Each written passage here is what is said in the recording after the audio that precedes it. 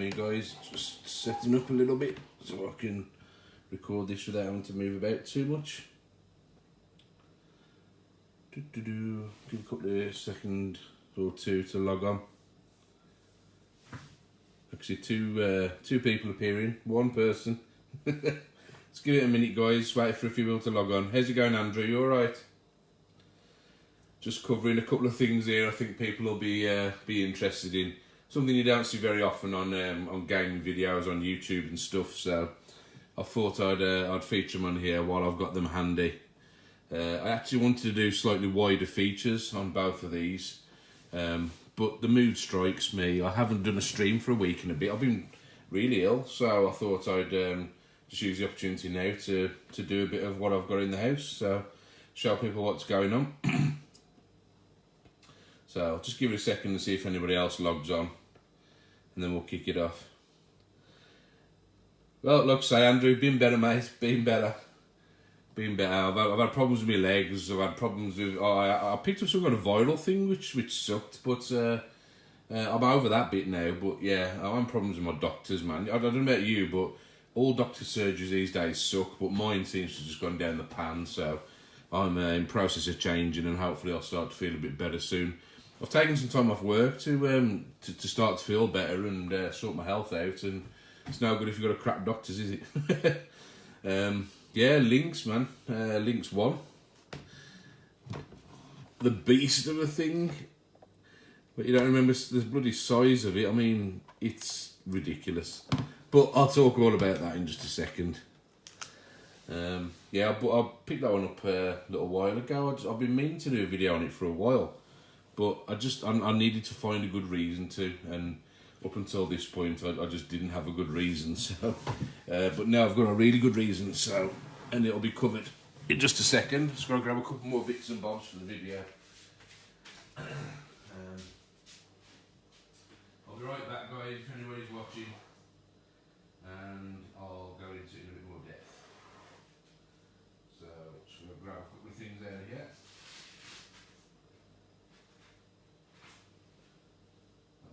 Nicely, and so that. Let's discuss a couple of things. So, a couple more bits and bobs here. I know. Tell me about it. I'll tell you. Tell me about it. You know what? The Lynx was. It was underrated. I'm not Atari's biggest fan by any means, but the Lynx was definitely, it was underrated and underappreciated, but with good reason. Right, there's a few people logged on now, so I might as well start yapping. So, hi people, how's it going? Welcome to another YamYam Retro Gaming stream. Been off for a while, not been too good. Just trying to cheer myself up today, so I thought I'd talk about something that I'm interested in. Portable gaming. It's something that massively goes underappreciated. I think people take it for granted now because of emulation, and you know the games on portable systems were always inferior to consoles and whatever back in the day. But in their own merits, there's very good reason why we should be focusing on them. We should be taking a leaf out of the book on a lot of them, and I'm going to go into that in a little bit more detail in a second. So originally I did plan to do a video this week on both this, the Neo Geo Pocket, the Neo Geo Pocket Colour specifically, and the Atari Lynx. I wanted to do a feature on them together because a couple of things arrived from that I wanted to talk about. However, some people saw from my post the other day, I had a bit of a problem. I was supposed to be doing a modification to this, and I lost the components that I needed. So I've now got to wait, and I'll be doing a feature on this another day. This needs to be talked about all on its own anyway, so I'll be doing a feature on that another day. So that's off the cards today. But yeah, I've got these two to talk about here in front of me. And the reason I want to talk about portable gaming evolution over the last 35 years is because these two things in front of me and one little thing you can't see actually show the evolution of how portable gaming kind of moved on over the years. So, a lot of you of a certain vintage will remember that portable gaming certainly wasn't really the first thing to arrive in a good fashion back in the day. Most of us would have had, probably first access to portable gaming would have been like the handheld LCD games, the kind of things that, you know, Nintendo got famed for with the Game & Watch series. But we used to, I mean, there were millions of companies making them, you know, and it was basically little liquid crystal displays with obviously the black ink kind of filled in little preset characters on the screen to form graphics, and the games tend to be very basic, high score affairs, and that was probably people's first access to kind of portable gaming. You certainly couldn't get cartridge-based systems that played, you know, top-end games at the time. The first system to really kind of bring prominence was the Game Boy, obviously, and everyone knows the Game Boy's legacy. Now, the Game Boy's legacy is massive. There were certainly other things before it. There was one, I believe, by MB, I think it was, which was cartridge-based, and it was the first cartridge-based handheld system, if I'm right, but I haven't got one of those. I am meaning to pick one up, but they're kind of hard to come by, and they're suffering from the same problem that old DMG Game Boys are now, in that the little pixel-based monochrome screens are starting to suffer from like rot now, and they're getting really bad. So getting one in good condition is going to be hard. Hopefully, I'll get one day, but I haven't got one at the moment. So, like I say, the first bit of portable gaming most people will remember is LCD gaming. Now, obviously, bringing the arcade experience home back in the day was extremely difficult, and it was problematic because the technology just couldn't compress things down from an arcade experience to the home, and that's why we saw quite bad ports, you know, onto home systems from the arcades to things like the Spectrum, the Commodore, and the Amstrad. So, I suppose utilising the best technology they possibly could at the time, a few innovative companies attempted to bring it back in a slightly different way. How's it going, Benny, mate? You all right? The way they did that was, again, with LCD technology, but with backlit LCDs. So using the same principle as the handheld kind of non-lit LCD screens with the black ink type filled monochrome displays. They took it to the next level and used basically the same technology as you find on a digital alarm clock. And they created these kind of home tabletop arcades. Now, it's something that didn't really last long, and it was a bit of a shame. Nintendo licensed some of their games out. I think it was Coleco who made a load of the little bar-top arcade machines, which were very similar. The little plastic affairs designed to replicate and look like an arcade machine. And there were several games licensed to Coleco to release on that used that technology. I think they did Donkey Kong. I think Pac-Man was one of them. There were 5 or 6 of them that were done. But it wasn't just Nintendo and Coleco doing it. There were other companies doing it as well, and quite a few arcade games found their way home.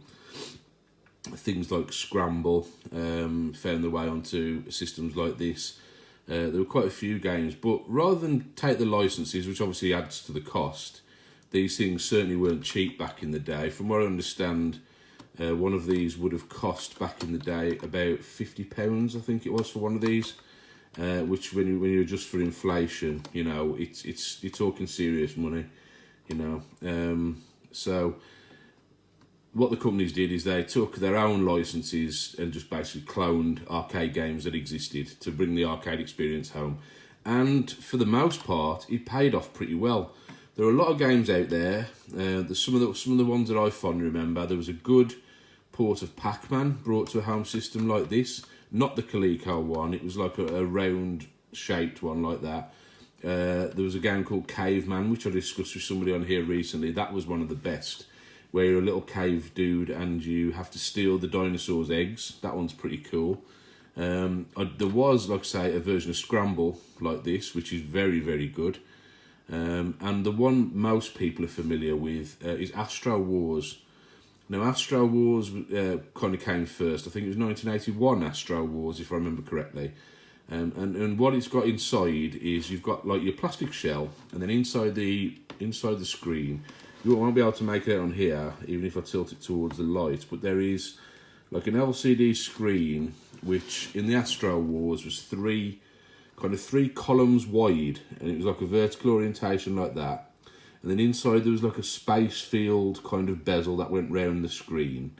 And then you've got like a refractive lens on the front, which kind of magnified it into your face. But the graphics were kind of basic on that. It's the one most people remember and highly playable. And it's basically just a Space Invaders clone. And a lot of people have got them.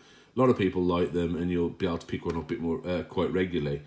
This one here, however, Astro Wars never really grabbed my attention.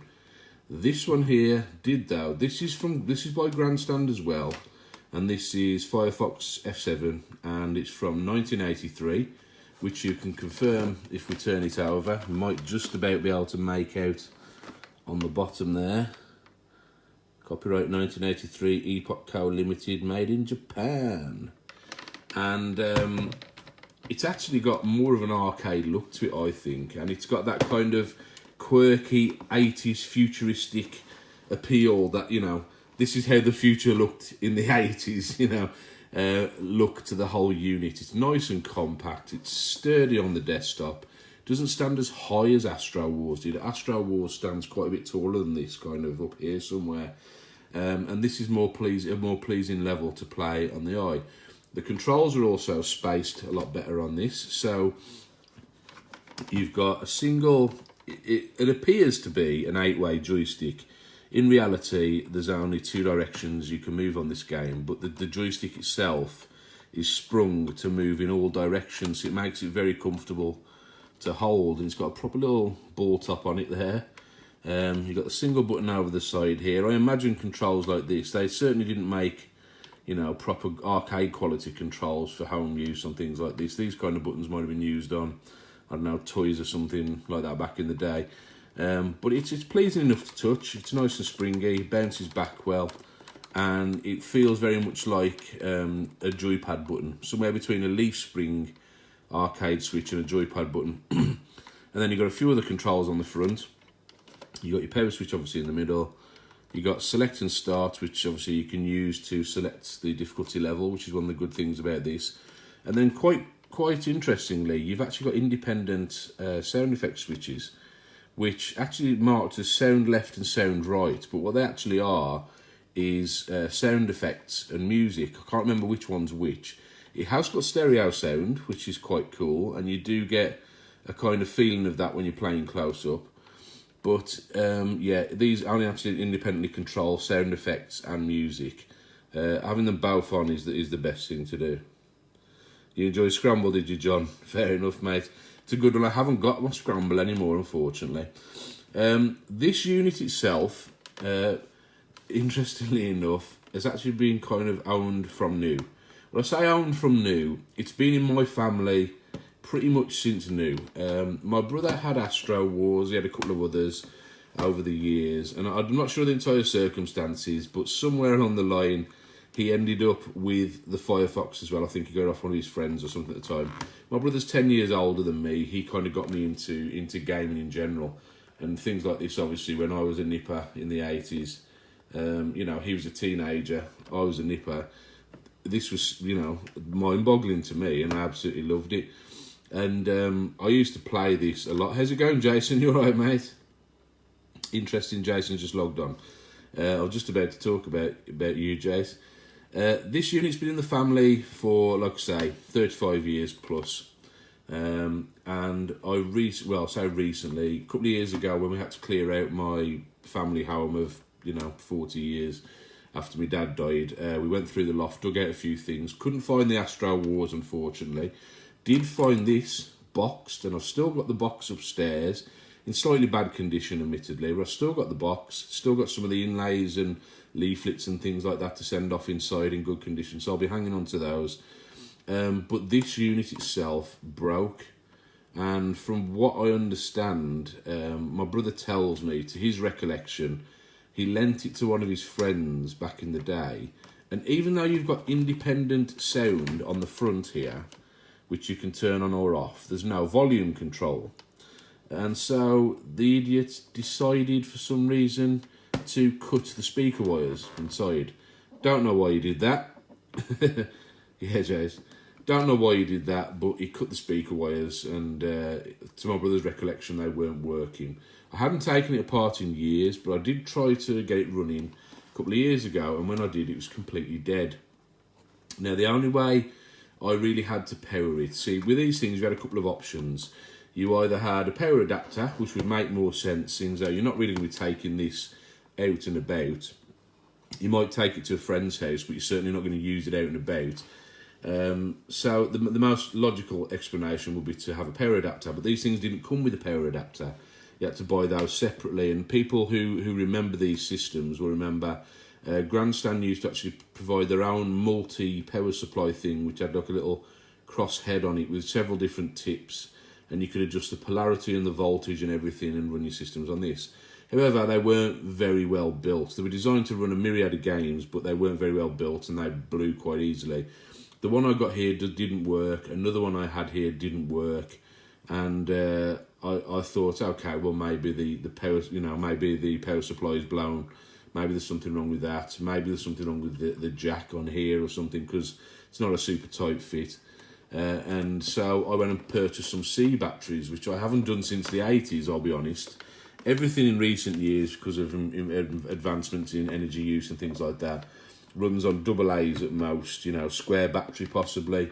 This thing is a beast of a thing and uses, as you can see by them popping out the back here, whacking great C batteries. I mean, you might even still see D batteries now, but C batteries you don't see very often. And I had to pay a fortune to go and get these. These are the Duracell Power Check ones, which is quite handy, because at least then you can see, if I can do it, I should be able to see what charge is on this. There you go, see that lighting up there. These are fully charged, well, pretty much fully charged batteries. I had to buy a set of these, tried to get it to work, didn't work unfortunately, so I was a bit gutted about that, because it was a dead system and it's a game that I absolutely loved. So, not knowing what to do, it kind of sat in its box. Then I was talking to one of my friends online who told me that he'd recently got his Astro Wars repaired, because I know obviously they fail quite often. And when I asked him who by, he pointed me towards a certain individual down in Coventry called Jason. He runs a little outfit called Argy's Attic. He's got 30 years experience in repairing things, many years in the industry doing various things. And Argy's Attic now do a lot of repairs for me and for Revival and for friends that I know. And he's done a busting job with this. He said he could repair this, and this is how I first got speaking to Jason. And since then, he's done a load of other repairs for me, and he's got more coming his way. He's done a bang-up job on this, and it now fully works. Apparently, there's quite common faults with these. Some of the capacitors fail, some of the resistors are a bit shitty. The circuit boards in these are very primitive when you look at them, and but I suppose the advantage of that is that they're pretty easy to work on, I would imagine, for anybody who's quite skilled with a soldering iron. So he's brought it back to life, and I'm really, really pleased about that. It's in pretty good condition. Like I say, it's got the box and everything. It's not, I mean, yeah, it could do with a bit of a clean, probably got a little bit of a wearing paint in the odd place, but everything on it is fully working and the game's fully playable. So I'm going to turn it on and show you what the game's like, and I'm going to explain why this is a game that I absolutely love. Now, I'm going to warn you, it's incredibly loud. There's no kind of volume control. There's no real way to muffle it, so you're just going to have to put up with the trap mode sound while I talk about it for a while. So,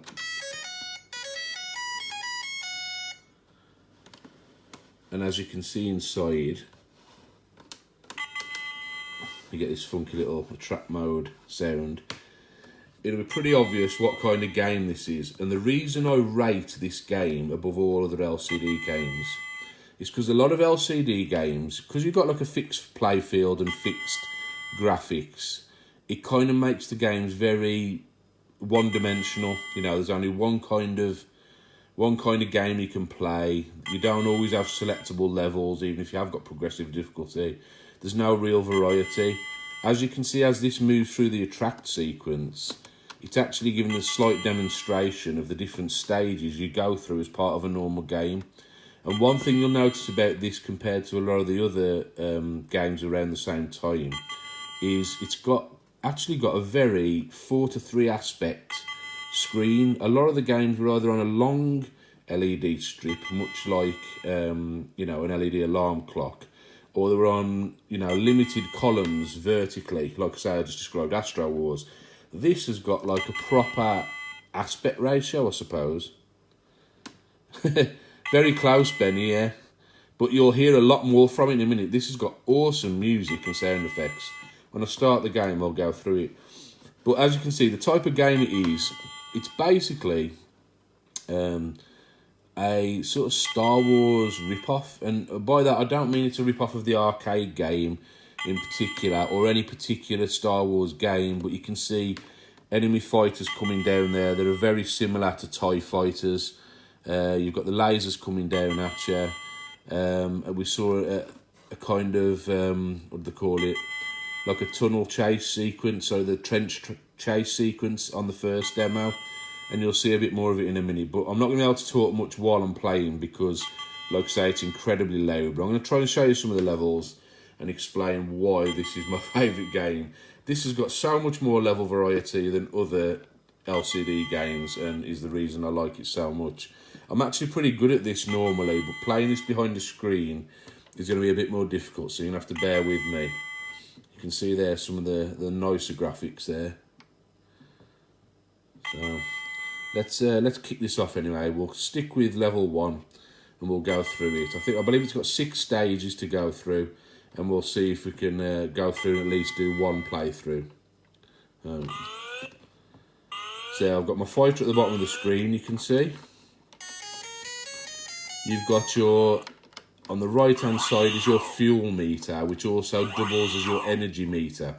So you use fuel the longer you're flying, and you also use fuel if you get hit, so it's your energy as well. And then you've got your top left hand corner is the amount of waves you've destroyed. Top right hand corner is the level you're on. That meter on the left hand side is your points meter. Each time it reaches the top, you get a point on the wave meter at the top left hand corner. So it's got to fly down and attack those, and you can see you're limited to the inside 3 lanes. If I go outside, I'm actually out of bounds and that damages your ship.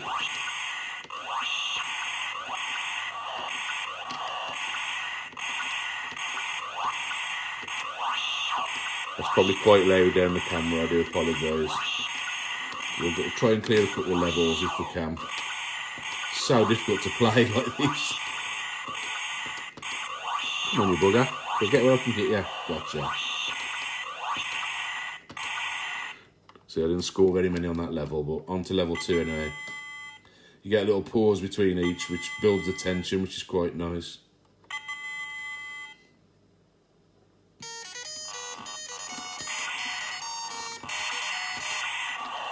That music should also be familiar, and it's escaping me as to what it is right now. But on this one, you've got the enemies coming from behind. They don't fire at you, but there's this kind of lava coming down. I don't know how to describe it. And if that catches you at the bottom, you take damage. So, and it does speed up as well, so you have to be careful. You think you're pacing it well, and then it just kind of creeps up on you. You can only hit them in the 2nd and 4th aisle though on this, so you have to be careful about your placements. Can't hit them on the far left or right or in the centre. So you have to kind of use your judgment and avoid the fire coming down. Holding my position here because I know the fights are going to come on this side in a minute. So I'll move over. That's that level done. So that's 2 different stages.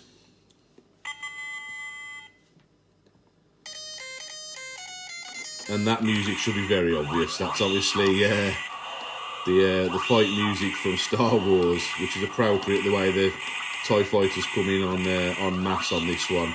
And on this level, they're actually shooting back at you, so you've got to have your wits about you. You can hit them in more than one position on this. You can hit them at the side, you can hit them in the centre, all across the field. But they have to be at the end of your shot.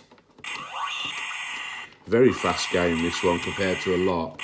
When I was trying to describe this the other night on one of my posts, I was saying that, like, A lot of the games, yeah, it's kind of pattern recognition and things like this.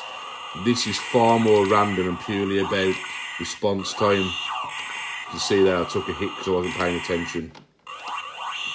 Difficult to know where they're coming from, not very predictable. Now, you notice on the top left hand corner there's actually 2 little meters there, high and low. What you can actually do is if you tap up on the joystick, you can speed up the attack rate. You use more fuel, but you score more points for hitting them because they're moving faster. You can also tap down, which puts into low gear. They come slower, but you don't score as much. So now we're on to attacking their base.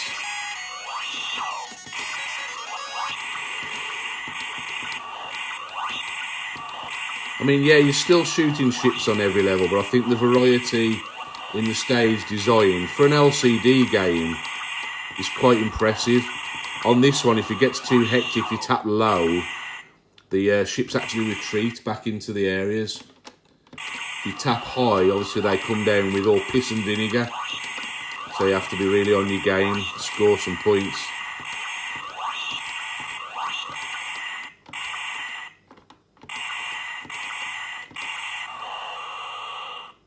You can actually manipulate that to help hit them. If you pull down when they're too low, they'll kind of retreat. So if your shot's about to miss them, you pull down, you can actually make them retreat and end up on the end of your shot. Quite cleverly. Quite a long level this one. Whoa. Love this game now, honestly. It takes me right back. I remember playing it when I was 3 years old, and I'm playing it now at 39 years old. So you can see I'm not doing too well on the energy, but you have got a reserve fuel as well. So once this meter goes, you get a second energy bar. Now this is the proper trench attack. You've got a full 5-bar wide playfield this time. But when the ships come down this time, it does narrow to 3 occasionally. When the ships come down, they actually shoot at you this time, and they're a lot harder to hit. You can dodge into the outside lane just to get out of the way occasionally, but too many times and you're going to die, so you have to be careful. Oh, I'm going to lose my first bar of energy in a second. I say, when I'm in a comfortable position, I can usually nail this game. So here you have to gear down to get them to retreat up the screen, otherwise you can't hit them. They just linger at the bottom.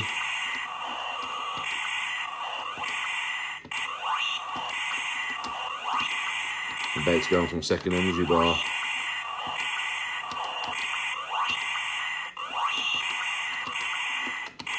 There you go, made him retreat into an area I can shoot him. And now we're on to the final stage. This is the actual base assault. We've got to destroy their base on this one. Here we go. And you can see a timer there in the corner, and if you don't do that in time, it just kills you outright, so you have to be pretty quick about it. Got it. There we go. Go with an energy boost. And then we go back to stage 1, but obviously you can see the level in the top left hand corner is increased now, and the difficulty increases as you go on. So, like I say, quite a cool game, quite a lot of stage variety. Just going to turn the sound effects off for a while and let my player die. So yeah, you can see it's quite an interesting LCD game compared to a lot of the LCD tabletop games. Got a lot more variety. It's got a kind of a layout on there that almost makes you forget it's an LCD game. You know, there usually wasn't a lot of colour on these games. You know, you've got a wide variety of colours on there. They're quite detailed little ships and things like that, but they do still look like computer graphics, whereas some of the LCD games, the graphics were so cartoonish, it was pretty obvious you were looking at hand-drawn kind of LCD cells, if you know what I mean. This strange little warping effect you're seeing here, by the way, you can see that with a naked eye, but not as strong. It's actually where the lens is. There's a lens just behind this screen here that actually magnifies it slightly from its true size at the back of the unit there. But what's really cool is the way these are designed. You're not really going to get interference from daylight. You know, they're so strongly backlit, you'll see it in any light, and because it's set quite deep into the screen, it's always optimal for playing. You know, even modern handhelds struggle with things like daylight effect and things like that. These never had that problem, thankfully. So yeah, so that is Firefox F-7. Only one of these now is a bit more of a difficult game because you have to deal with one or two things. First of all, purchase price. Astro Wars will set you back anywhere between, I don't know, £20 and £50, possibly more if it's fully boxed in mint condition and things like that, anything up to £100. Firefox was a little bit more obscure, didn't sell as many as Astro Wars, but in my opinion and a lot of people's opinion who've played this, it is a far, far superior game. There are a lot of other good LCD games, but this is by far my favourite. Like I say, I could play this endlessly and not get bored. It's genuinely down to reactions, and it's genuinely down to an element of randomness. It's not like a lot of the other games where they become predictable after a while. I used to have a handheld LCD game, and I can't remember what it was called, but you were a little dude and you were basically deflecting vampire bats with a cross on the bottom of the screen. And I'd got the pattern down to a T so much I could play it for like 3 hours solid and just not die, racking up and rolling over the high score. But it becomes repetitive, you know. There's always a fresh challenge, and if you haven't got your wits about you, you're going to die. It's still playing my game along now, as you can see. It's about to die actually, so if it's going to die, I'll just see if I can get the closing sound effect. I'll try and get killed actually.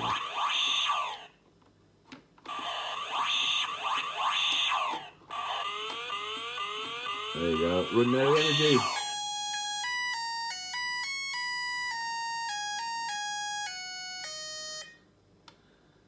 It's just such a cool game.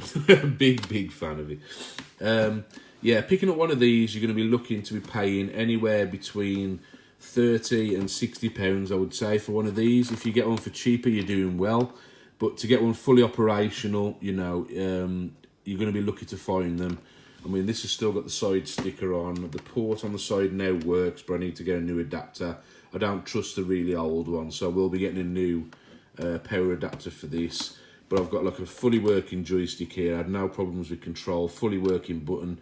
All my switches and everything work. So yeah, I'm really pleased with this. Like I say, if you do get one or you do have one and you're struggling with it, you know, it's failing in some way, the quite easy to take apart and clean, you know, get the alcohol on the contacts and things like that. But from what I understand, there are parts prone to fail. Have a chat with Jason Birch over at Argy's Attic. He'll be able to do repair on these any day of the week. So give him a shout and he'll definitely be able to repair it for you if you want yours repairing. A couple of caveats to use them, like I say, bit bulky compared to modern things. Graphics, you know, is rudimentary compared to what's around today, and they do chew through the batteries, I'll be honest. So if you're going to get one, I'd say use it with a power supply. Far more reliable that way, and you're less liable to have things like leakage and things going on. But it is nice that you've got the option at least. I mean, I'm able to do this video and at least have the freedom to move it around. And, you know, they're pretty robust, you know, to use. This is 36 years old now. And, you know, it's had a repair, admittedly. But that LCD is still strong. There's no dead cells on there. You know, the case has retained its integrity. You know, it's not peeling off or anything like that. All the buttons and switches still work. They're really good. They're a really good alternative bit of gaming to have around. And I'm hoping to build my collection up of these somewhat. We used to put a lot of them out at Revival, but we used to depend on the museums to do that for us because we already take enough. But I'm looking to get a few more of these out at the next event, so we'll see what happens. I do have the Tonetronic 3D Viewmasters, so I might do a video on those in the future because I never owned them back in the day and always wanted one. And those use similar technology, and if I can find a way to film those effectively, I'll do it. And as a point of interest, there is actually an emulator you can get, or say an emulator, actually a simulator you can get for a lot of these LCD games that you can use on your PC. I don't know if they work with the current PCs, but I remember having one when I was still using XP, and it kind of simulates the whole look of the machine and then the LCD screen itself. I think it also emulated things like a lot of the Game & Watch series, so worth looking up if you're interested in these and just want to give them a quick thrash again. So anyway, Firefox F-7, great little system. I love it. I'll definitely be getting some more, and I'd highly recommend, if you're in the market for getting one of these machines, get that one. So the next thing we're going to look at, we're going to be jumping forward now, you know, close to 10 years, I suppose. I think it was 1990 this came out. So, okay, not 10 years, but, you know, we're going from 80s technology up to late 80s, early 90s technology here.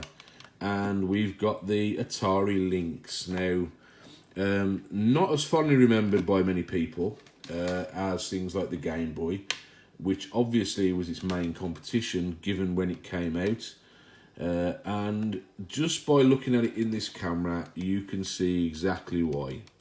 The thing is an absolute atrocity. I mean, just look at it. I've got big hands. I'm a big dude, right? This thing weighs a ton.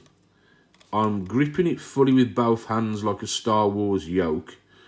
It's about 1.5 inches, nearly 2 inches thick. It weighs an absolute ton. It's about 1 foot wide. I mean, it's bigger than the Firefox. I mean, way bigger. But it was probably the first mass-released colour cartridge-based handheld system. Obviously done by Atari in their dying days. The writing was well and truly on the cards for Atari by the time this come out, and they hedged a lot of bets. And it is a bit of a shame that it failed, because going back to it now, there are actually a lot of very, very good games for this system. This is the Lynx 1. I picked this up from Vintage Gamer Halesowen about 6 months ago in one of the clearances they had, and he had this, and it was fully packed in a proper official Lynx carry case, which I've still got in the living room there.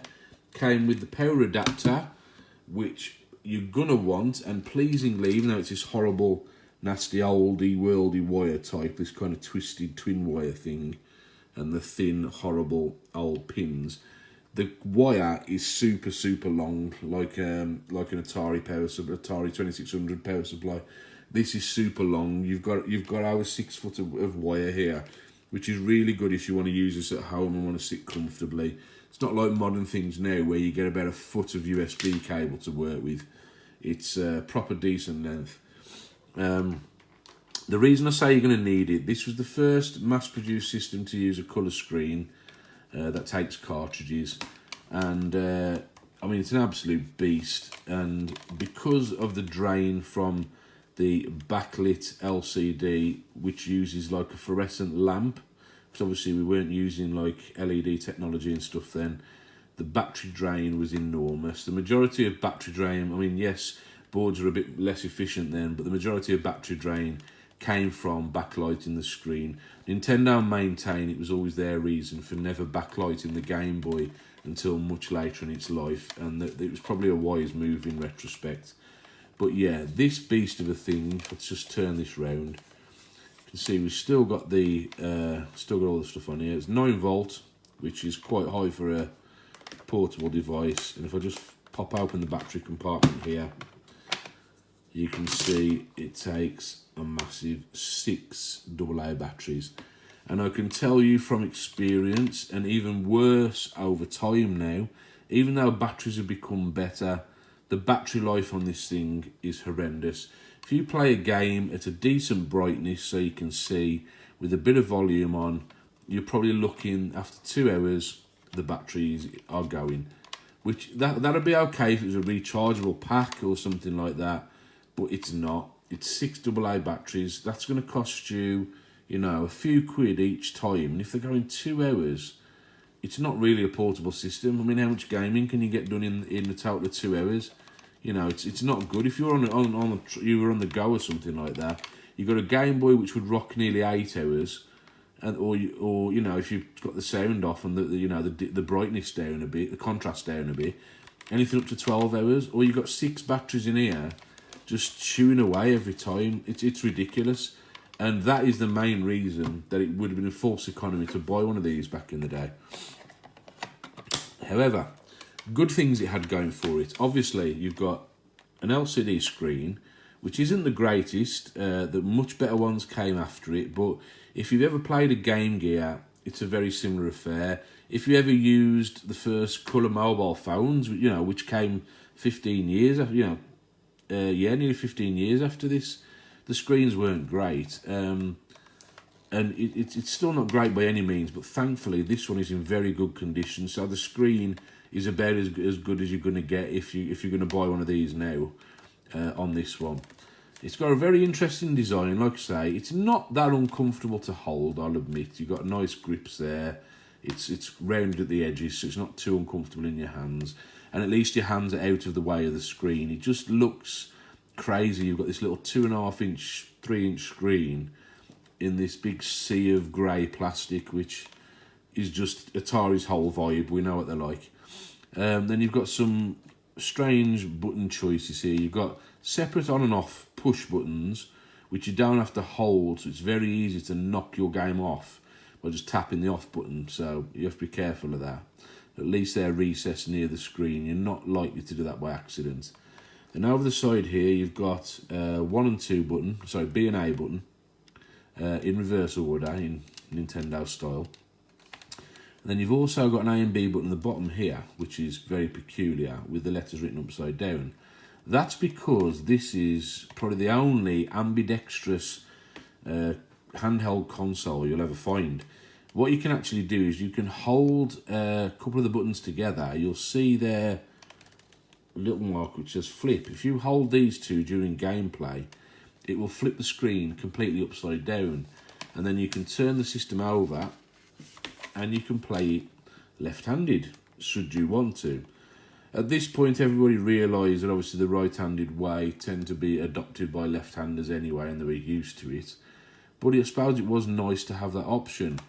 Why they couldn't, however, have just put the buttons in the middle and just use one set of buttons is beyond me, because there's no games which can use 4 buttons, because these go to the same inputs, so you can't have independent buttons for them. So yeah, so you've got 2 buttons, and then you've got your option buttons here and your start button, well, restart button it says.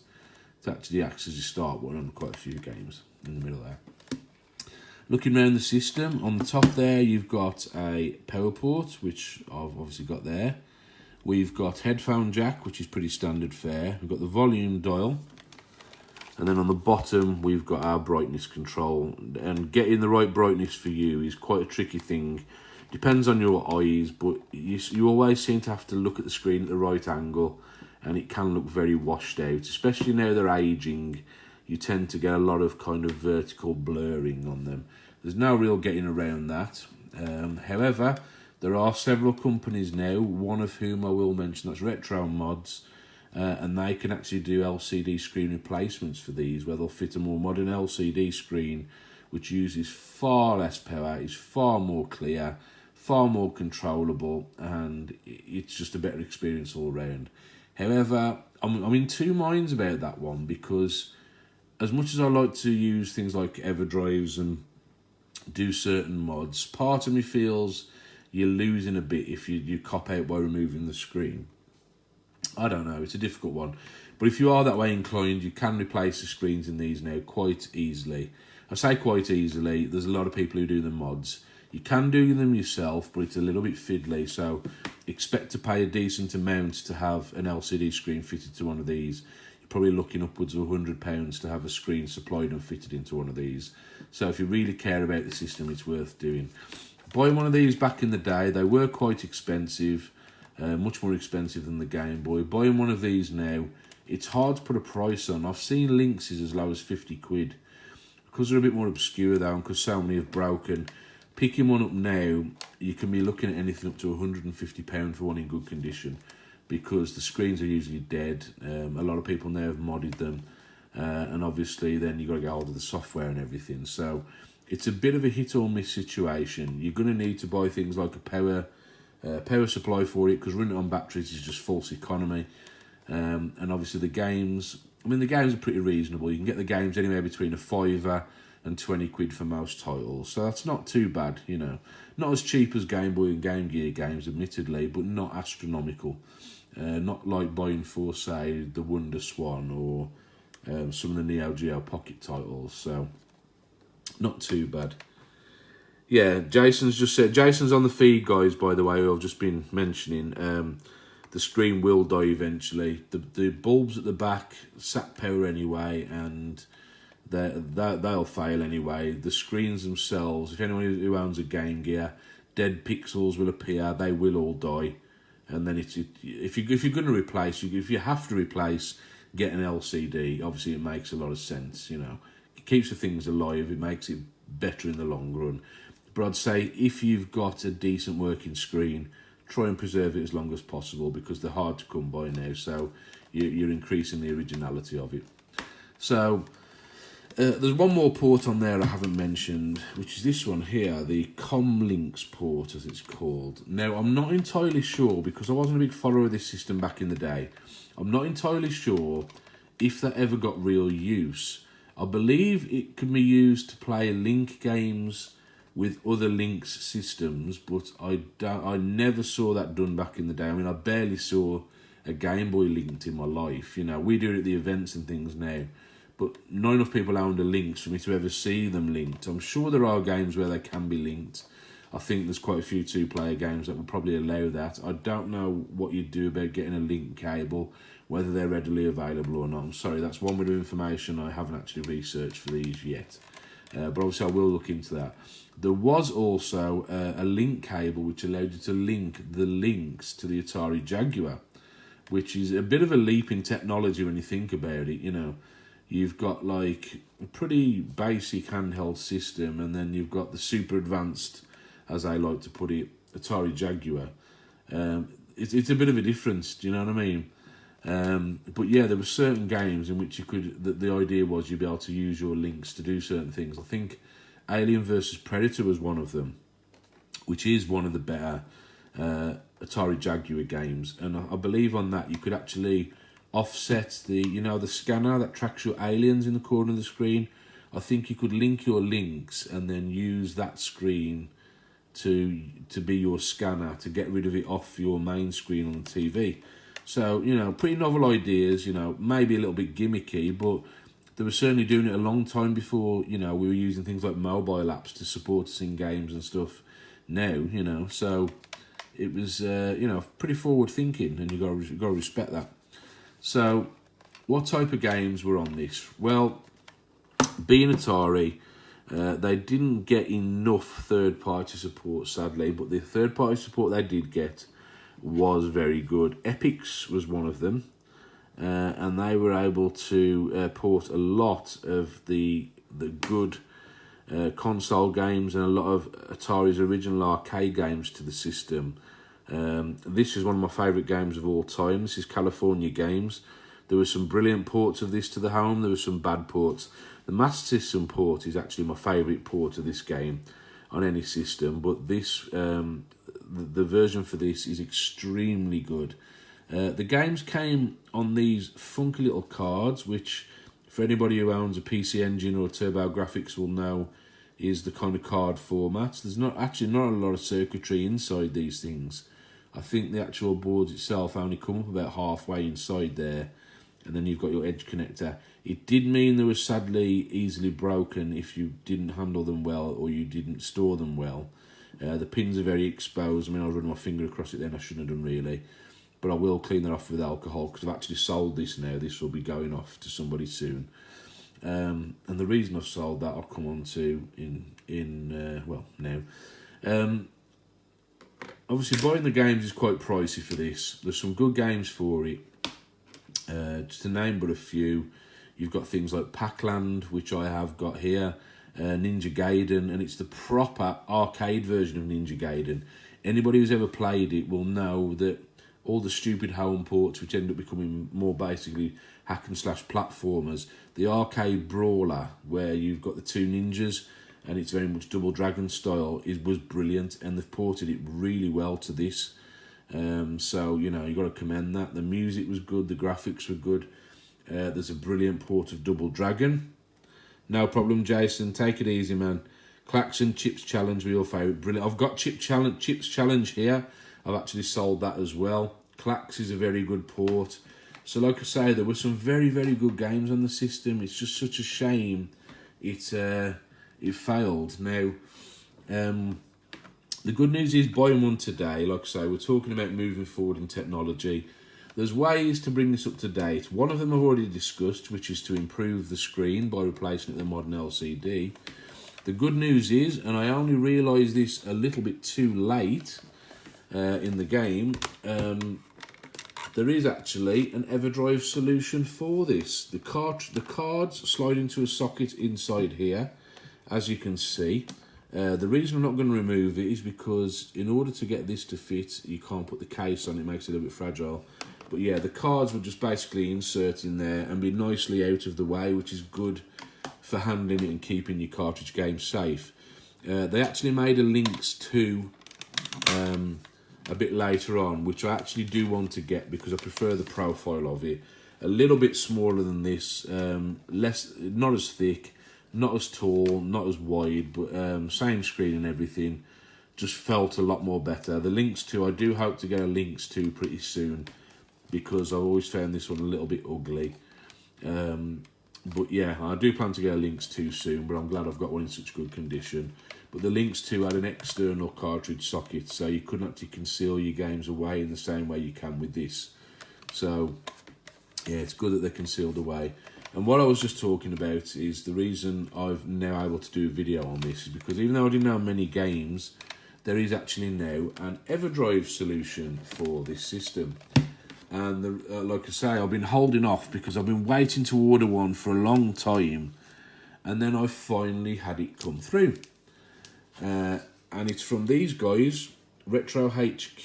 They've been going for a while, and they're taking, rather than going down the cloning other people's EverDrives route, they're making, how's it going, Chris, mate? You're right. They're going down the route now of creating new EverDrives for systems that don't otherwise have them. They've created one for the Neo Geo Pocket, which I'll talk about in another video, and they've done one for the Lynx, and it is a really good EverDrive for this. Some EverDrives are quite basic, even the original ones from Crix. The one for this is actually pretty advanced. However, there is a waiting list for it, so you're going to be waiting to get one if you do want one. But I've got one, thankfully, so I'm able to show you quite a few games for this, and that's what I'm going to do now.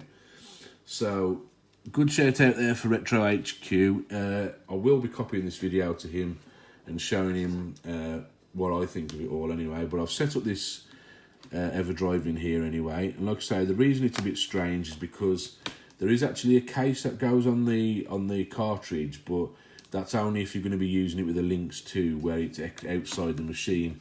It's a much narrower space inside there, so you actually have to take the case off to fit it inside here to make it as thin as an original Lynx card cart. So, but we've got the power on anyway, so let's finally get into this and show you what's going on the Lynx.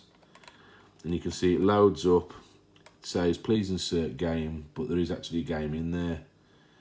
And the game we've got in there, now I've had to adjust the brightness on this, so I'm actually having to view this more optimally by looking at it on my phone. I've actually turned the screen brightness down, and I'm at the angle where I can't actually see it myself in reality. The only way I can see the screen is through looking at it on my phone here. And I'll just pull this a bit closer to the screen and try and get it at a good angle.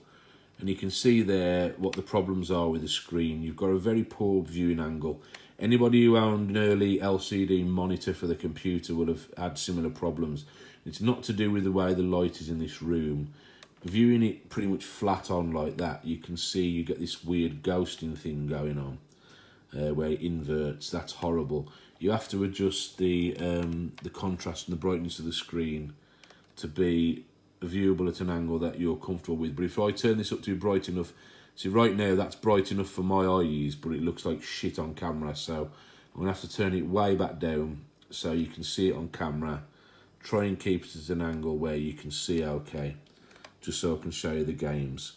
So this is the EverDrive anyway. You can see it loads up. It has got a very basic menu, but thankfully the Atari community on Atari Age has made a custom menu loader for this, which improves things exponentially. And you can see here it gives the instructions on screen as to what does what. So up and down moves you up or down a file, right moves you a screen at a time, left moves you back a screen at a time. B is to go back, A is to go in, and you've got an options tab, preview and help file button. So if we tap A to go into the proper menu proper, you'll see it's reading the ROM list. It shouldn't take too long.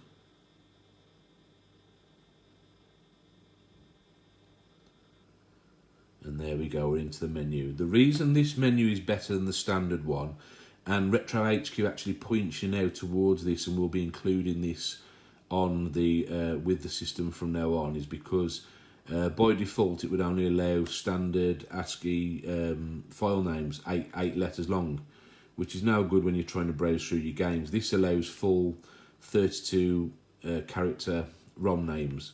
You have to create a kind of a reference file for it to be able to do that, but it's pretty simple to do, and the Lynx library isn't huge, so it's not that difficult to do. So you can see on here the kind of games we've got, and we've got, there you go, All Points Bulletin. It was a great little racing game on the arcade. There's actually a version of Alien vs Predator for this, which is very basic, but quite interesting to see. Not that easy to play, admittedly, but quite interesting to see on a handheld for the time. Got a bit of golf, got a bit of baseball, basketball. I'm not that familiar with that, and I do like my basketball games. Batman Returns is a kind of side-scrolling brawler on a single plane, a bit like Vigilante. Battlezone. Bill and Ted's Excellent Adventure. Never played that on here. Blockout, obviously, is your standard bat and ball type game. Blue Lightning, I believe, is a vertical shooter. Bubble Trouble, not sure what that is. California Games, obviously I've just showed you there. Public domain version of Centipede, sorry, prototype version of Centipede, which is quite good.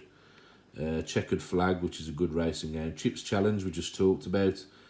Chris, I've got a couple of cartridges here I need to send to you, mate. I'll message you about that. Chips Challenge is one of them, obviously. Conquest of Zao, Crystal Mines 2, Desert Strike. I didn't know they did a Desert Strike for this. So pleasing to see that on the list. Dino Olympics, Dirty Larry, I don't know what that is. Double Dragon. Double Dragon's an interesting game on here. It's sort of a slight reimagining, but you would think, how would it work on, you know, such a small screen? They've addressed that and made a very close arcade port. And you know, what they've done is they've zoomed in on the game, so the graphics are near arcade perfect. It's a brilliant game. Dracula Dragnet. I don't know if anyone remembers the series or the film with what's his face, Ray Stantz. What's his bloody name? From Ghostbusters. Oh god, that's really bad. That is. I shouldn't know. Electro Cop, Eye of the Beholder, bit of football. Fat Bobby. Fidelity Ultimate something. Gauntlet. It's a good version of Gauntlet on here. Interestingly enough, there's a couple of games on here where you can actually rotate the console that way and play the games with a vertical screen, and I believe Gauntlet is one of those. Very strange way to play it, but again, just trying to kind of make the games more playable, show a bit more on screen. Gordo, Hard Driving, Hydra, Aishido, Jimmy Connor's Tennis, Joust, Clacks, both great games. Kung Fu, Lemmings. I've never played Lemmings on here. I might have to check that out in a minute. Load Runner, great little game. Casino, a couple of Japanese games there, not too familiar with. Ms. Pac-Man, Ninja Gaiden 1, Ninja Gaiden 3. Don't know why there's no Ninja Gaiden 2. Very strange, that one. Good arcade port of Pac-Land, again using the same trick as Double Dragon and Paperboy. Pit Fighter is, as you'd expect, quite pants. However, it looks quite good on a little Lynx screen, I'll be honest. Kicks, which I'm a big fan of. Raiden, another good fighter, shooter. rampage. So let's load on up. My dogs are going nuts at the moment for some reason. Hey. But yeah, let's load on up then. Let's load up Dan Aykroyd. Thank you, Mark. I had a complete brain fart then. Yeah, Dan Aykroyd. Oh, Tom Hanks is in Dragnet. Of course he was as well, yeah. So let's go up. Let's load up. Let's start with something base. Let's go with Pac-Land. And we'll load it up. Doesn't take too long to load a ROM. And we'll crank the volume up because we're not worrying about battery power. So we can at least hear it as well as see it. The screen actually looks a lot better than it actually appears on camera here, but it's still iffy on the grand scale of things. There we go. I believe this was touted as a 16-bit system, but I tend to find graphically and audibly it's somewhere between 8 and 16-bit. Is it a music demo, Bob? Not sure. I've just loaded a few things on here. Turn it down a touch. Let's give it a whirl, see how well it plays. Just trying to get as close to the camera as I can, guys. So I'm trying to actually play this by viewing it on the screen of my phone through the camera because I can't see the main screen because the contrast is off for my eyes. But let's give this a whirl. Nice big speaker here. Strange placement for it, but it's bloody loud, I'll tell you. I'll have to move over a touch because your viewing is obscuring me there. Sorry, your writing. So I'll move over to that side of the screen just so I can see the screen on my screen. And you know, it's very close to the arcade game. You know, I've played the arcade game of this quite a lot. And yeah, it's, you know, graphically it's on par, you know, obviously a slightly lower resolution, but you got all the colours there. Not quite sure why we're not seeing many enemies, but he's just done running so fast. I'm sure it'll get more difficult as it goes on, but there's a little fairy under his hat. I'll say the music's really good. The sound effects and the music are very good. See if we can go through this level a bit. Hang on, dog. Oh, there they are. But you can see a little bit of the vertical ghosting going on this screen. Eventually this screen will give up the ghost, and when it does I'll replace it with an LCD. Nice bit of parallax scrolling there, which you wouldn't have seen on many 8-bits back in the day. I'll probably die here. Oh, get through. Oh. Yeah, very, Benny, very. Right, just give me 2 seconds to let my dog out, and I'll let this boot back up, and we'll have to take a look at another couple of games. So, 2 seconds, guys.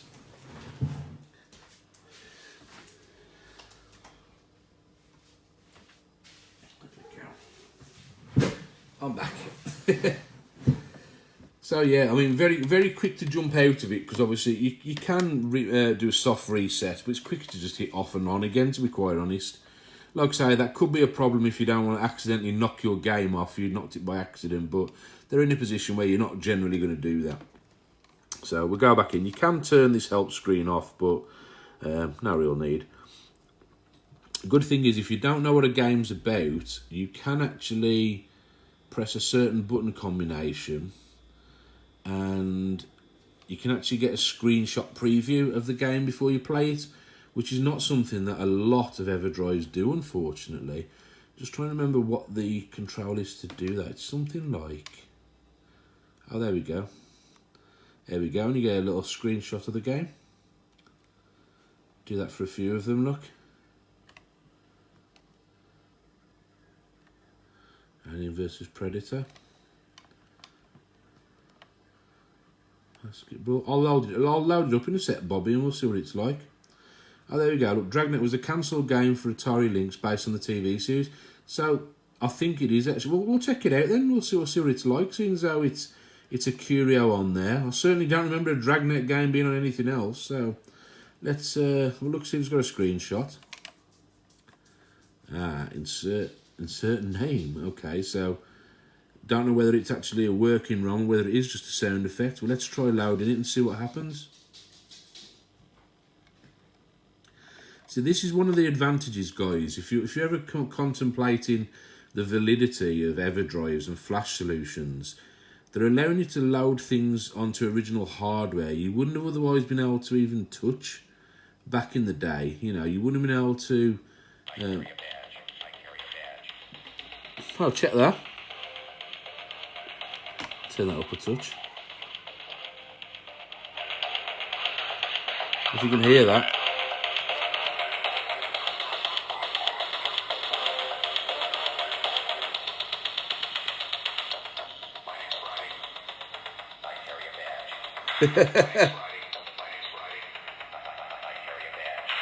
So it is a demo, but yeah, there was a planned game. But that's very faithfully recreating speech there.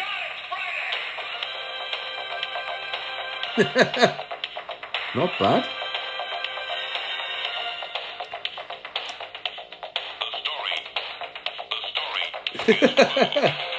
I'm impressed with that. I am impressed with that. I don't usually like demo scene stuff and things like that, but I am impressed with that. So let's check out a couple more games then anyway.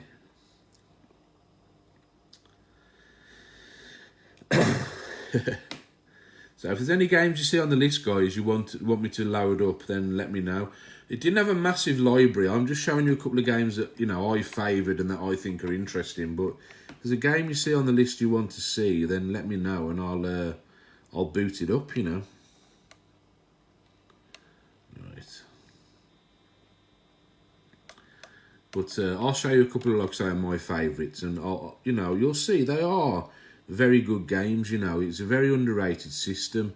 If you want to play something a bit different and you want something, you know, everyone's played a million Game Boy games at this point. You know, probably Game Gear too. You want to play something a bit different, you know, get yourself a Lynx. You know, it's definitely a lot different to what you've seen before. So let's go with Double Dragon. Everybody's very familiar with Double Dragon, so I'll call this up. I think you'll be quite impressed with it.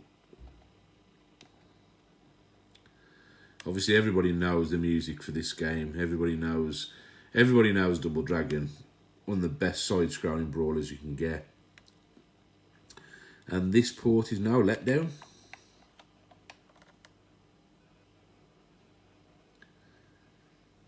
There you go, 1993.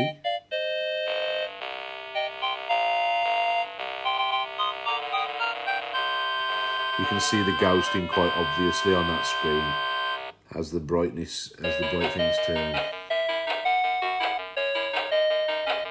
Like I say, it's not that obvious to the naked eye, but it is definitely there.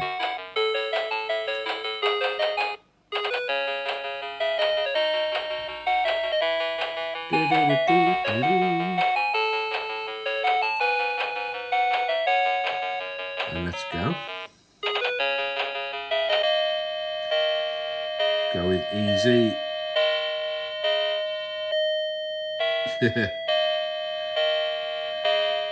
Well, that's the thing, see, Benny, this one, you can load in your own screenshots, see. You can download a pack ready-made for this, because there weren't many ROMs, which contains all the screenshots, but you can create your own. So if you want to take real screenshots and copy them in, you can add in your previews. Some of the newer EverDrives are doing it, you know. I believe I know the one for the Neo Geo Pocket, I think they're looking to incorporate it. The flash solutions for things like the Saturn and the PS1 include screenshots. The Super SD System 3 for TurboGrafx does it. I think the SD to SNES now does it as well. So they are slowly working it in. I suppose what they're trying to do is not waste FPGA space for doing things like that, when at the end of the day you're going to be playing the game anyway. But yeah, it would be nice to have those touches, certainly. So here we go. Very impressive graphics, I'm sure you'll agree.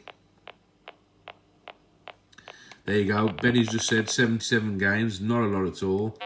in reality, Benny, probably fewer than that playable. Eat shit. The way you do the moves is a little bit strange. Once you get used to it, it's not bad. So you've got punch on A, and you've got kick on B, and then you have to press kind of diagonally up, even though you're on a three-dimensional plane. You press diagonally up and kick to do a flying kick. I think it's down and punch. Down and punch does your elbow, which obviously will carry you right the way through the game, just like it does with the arcade version. Just try and play a little bit into the level. Music's awesome. Sound effects leave a bit to be desired. Not quite sure how you throw them after a headlock, like you can do on the arcade, but I'm sure there's a control there to do it. You don't press punch. Let's try it again. Let's kick shit out of him. I can probably elbow my way mouse way through this game. I apologise if I keep slipping out of frame, guys. I'm just trying to get to grips with it. A little bit more colour variety on the enemies than there is on the arcade as well. See these, is it Roper or Williams in different coloured shirts there to what they are on the arcade. But the sprites are very faithfully recreated. It's quite responsive, you know. See if we can get a little bit more into the level and reach a Balbo.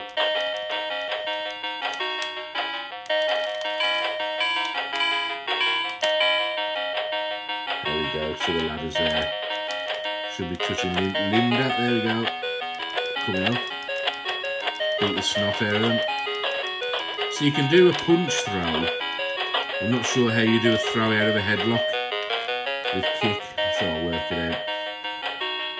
Oh, and there comes a Balbo. Oh, and he's it's a bit like the Mega Drive one. I think there's only blacker Balbo. There's no whiter Balbo. Yeah, the Mega Drive port was much like that. I don't know whether the graphics were possibly used. So I believe Telegames are involved in the Mega Drive port, so maybe they use the same assets. Still, the actual sprite is bang on. There was a two-player mode on here, so I'm guessing you can set this up with a link cable to play two-player. Let's get that knife. Oh, you can actually hold on to the knife. You couldn't do that on the arcade, you could only throw it, so it's interesting to see. So, not a bad port all round this, really. Pretty impressive to watch. Like I say, Berryford's holding it in a more comfortable position, but I'm trying to hold it round the camera, so that's why I'm not playing it too well. So, yeah, pretty good. So, let's see what else we've got. Let's jump into something else. If there's any games on the list you want to see, guys, I'll try them. Yeah, see, that's the thing, Bobby. I'm not a big fan of the whole demo scene stuff. I like to see stuff a bit different, and if there's a prototype or a public domain ROM that interests me, I'll add it into one list. But I only like to have one list. I'm not one of these, like when I create my EverDrives, I don't like to have all the different regions, all the different builds with all the letters and crap after it. I like to have one list with one version of every game, or maybe one extra if there's anything interesting on there. And it's that way it's much more of a pure list, if you know what I mean. And that's kind of where I'm getting at. Oh, it's loaded up straight into that for some reason. I must have over-tapped the button a bit. Well, let's have a check out a bit of All Points Bulletin then. Quite a nice little scaling effect going on with the car there.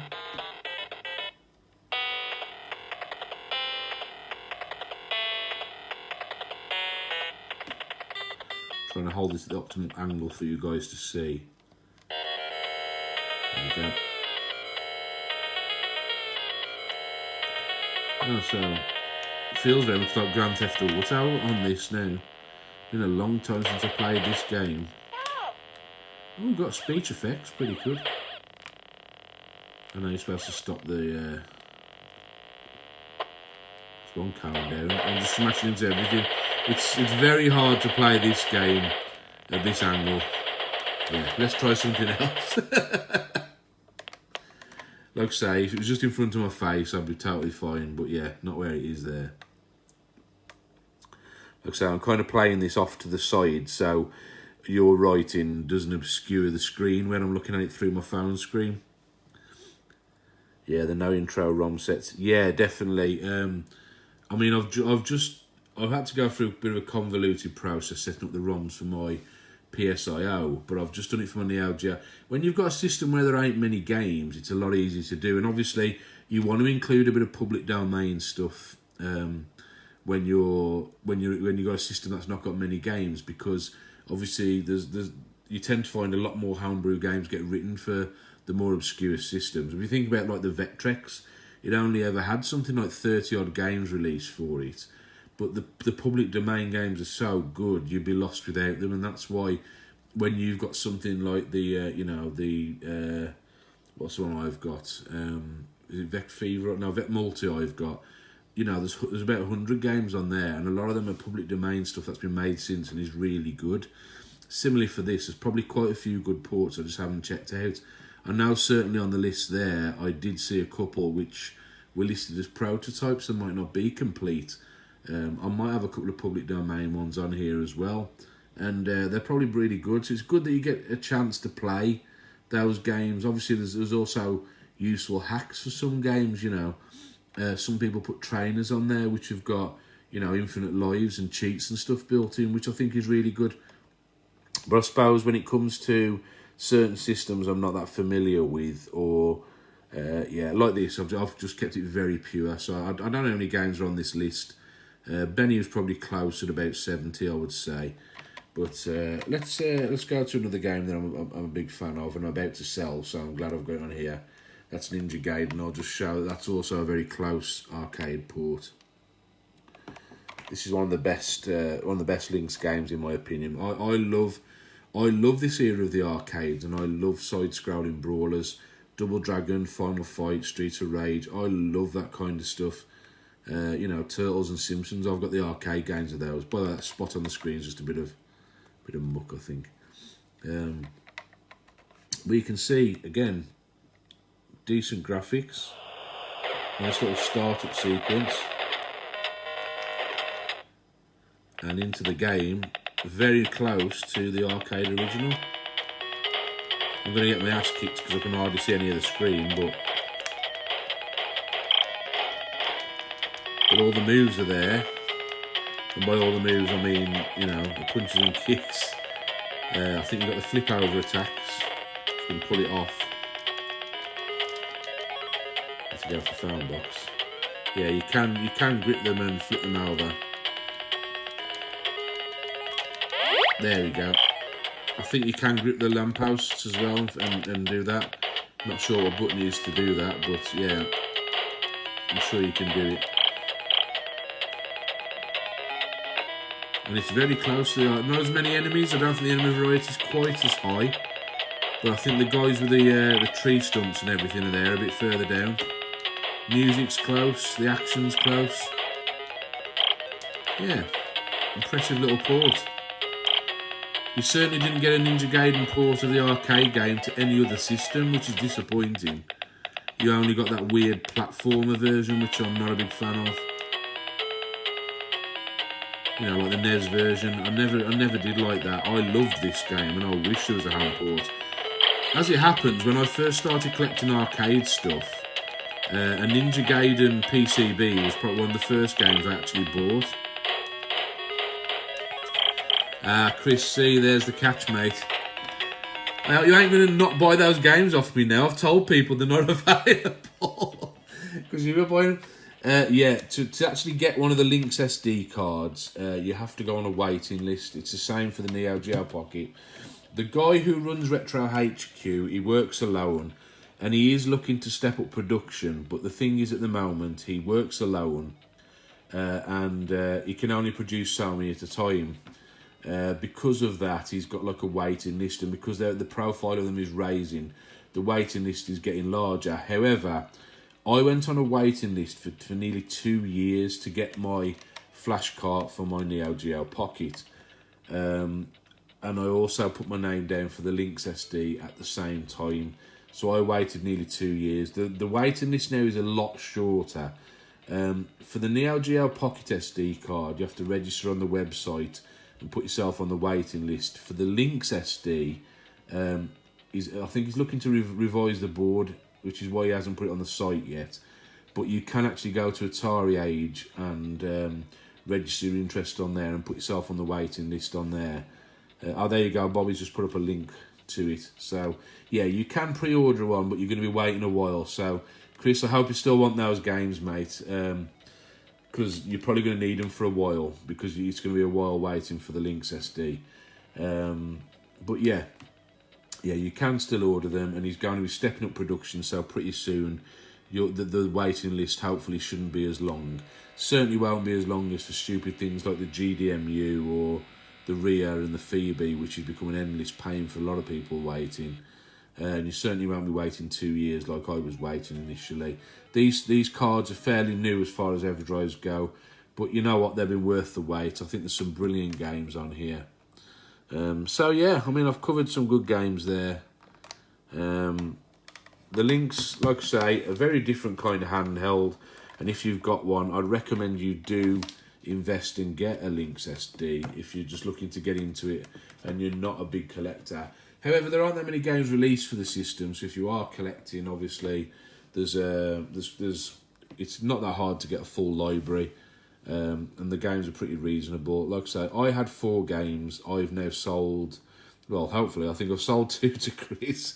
I've still got a couple left. I think California Games actually is one of the ones I have still got for sale. Chips Challenge has gone, Pac-Land has gone, and somebody's put dibs on Ninja Gaiden. But I do still have California Games available, and that is one of the best games for the system. So if anybody's interested, that is for sale. I'm not a shelf collector, and I'm not a software collector. Everybody knows that. So I'm all about the EverDrives. I just like to play a system, and obviously because I use them for events, EverDrives are perfect for that. If you're just more into playing the games and collecting, then yeah, you can now get an EverDrive for the Lynx, and I think that's an awesome thing to do. And hopefully it'll be more accessible for people soon. Obviously, I've been looking at this scene for a long time and seeing about new flash devices, which is why I've been able to put my name down and get one of these, a long time ago. But yeah, pretty soon, there'll be other options available. Bobby's just mentioned it there, actually. There's other people who make flash carts, but they're not as good as this. They tend to be single flash game affairs. There was one for the Neo Geo Pocket until recently called I think it was the Flash Master, but it only allows you to flash 1 or 2 games at a time. Similar affair for this. The same thing for the Jaguar.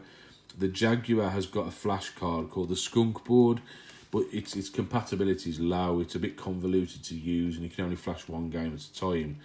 The guy from Retro HQ is actually working on the first Jaguar proper EverDrive, and from talking to him in person, it seems like he's getting very close. He's got it working very well with high compatibility for most Jaguar games at the moment, and he's trying to work in, just like they've done with the SSD for the Turbo Graphics, he's trying to work in Jaguar CD functionality. Now that would be massive, because getting hold of a CD system add-on for the Turbo Graphics was already hard enough. The Jaguar CD, there were hardly any games made for it, and trying to get one that works now is ridiculous.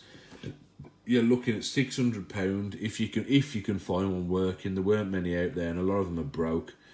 If he can create a flash card that actually emulates the CD part of the system as well, and it's all in one, then you've got an all-in-one CD EverDrive system in one cartridge for the Jaguar. And I've put my name down saying I'm very interested in that when it finally arrives. I'd like to be able to be one of the first people to take a look at that, but we'll see what happens. Gauntlet's a brilliant game on here, Dave. In fact, you know what, just for you, I was about to finish the video, but I'll quickly load up Gauntlet, because obviously it's one of Atari's flagship games. There we go. It's the old flash card was a 16 bank card, so you can only load Sony games on it once, and you have to use the rotary dial. I mean, it worked, obviously, and it was probably a cheaper option, but at the end of the day, we've now become accustomed to this, and there's no reason. The technology's there now. There's no reason why proper EverDrive solutions you know, can't exist for every system, and I'm really pleased there's some dedicated people out there, individuals, not big companies, who are working hard to create great flash solutions for our systems. And obviously Retro HQ is one of them, although for some reason it hasn't loaded that time. Let's just double check I haven't tried messing around with the battery compartment then, and I'll quickly see if we'll fire up Gauntlet. Yeah, that's fine. Quickly see if I can load up Gauntlet. One thing about Atari products, they were always quite cheap and plasticky, you know, there's no getting around that. Unfortunately, the Lynx is no exception. It's very cheap and plasticky feeling to the feel, you know, it's quite clunky. Not a bad system at all though, so let's hope this loads fine this time. Had a bit of a fart just, there we go. Let's go down, I was looking for Gauntlet, wasn't it, yeah.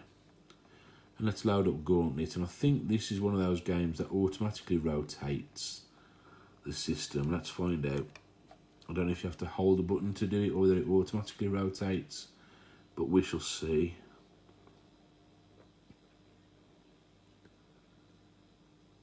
Let's give it a second to load.